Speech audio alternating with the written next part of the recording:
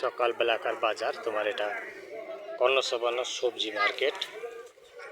সবজি মার্কেটে অনেক লোক চলে গেল তোমার বাজার করে, তো কিছু তোমার দেখো দৃশ্য কর্ণসবান্ন বাজারে।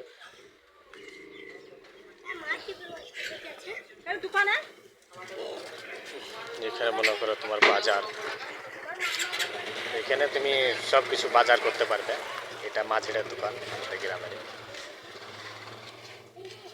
এ দিয়ে মনে করো তোমার ভিতরে মাছের মার্কেট যাওয়া যাবে।